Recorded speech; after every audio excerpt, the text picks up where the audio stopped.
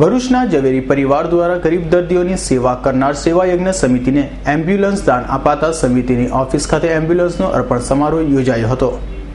સમારોહમાં ઝવેરી પરિવારના સ્વર્ગસ્થ હસમુખબેન ચંપકલાલ ઝવેરી, સ્વર્ગીય મંજુલાબેન ચંદ્રવદન ઝવેરી તથા સ્વર્ગીય સરોજગીરી જયેન્દ્રલાલ ઝવેરીના સ્મરણાર્થે દિવ્યાબેન મજમુદાર હેમુલબાબુ ઝવેરી એ ₹4,25,000ના ખર્ચે એમ્બ્યુલન્સ સેવા યજ્ઞ સમિતિને અર્પણ કરી હતી, જેમાં સેવા યજ્ઞ સમિતિના રાકેશ ભટ્ટ, એટીએમ સ્કૂલના રણછોડ શાહ, પ્રવીણસિંહ રાજ સહિતના લોકો ઉપસ્થિત રહ્યા હતા।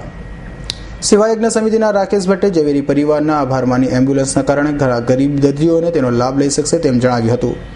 સેવા યજ્ઞ સમિતિ ભરૂચને ઝવેરી અને મજમુદાર પરિવાર તરફથી ઇકો એમ્બ્યુલન્સ ભેટ આપવામાં આવી છે।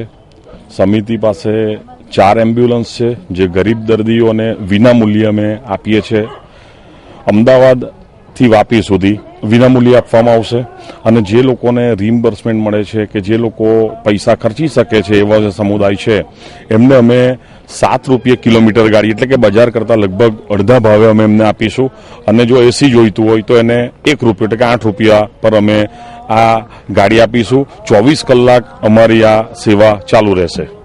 ગરીબ અને જરૂરિયાતમંદોને વિનામૂલ્યે એમ્બ્યુલન્સની સેવા મળશે, જ્યારે અન્ય દર્દીઓને રાહત દરે સેવા મળશે।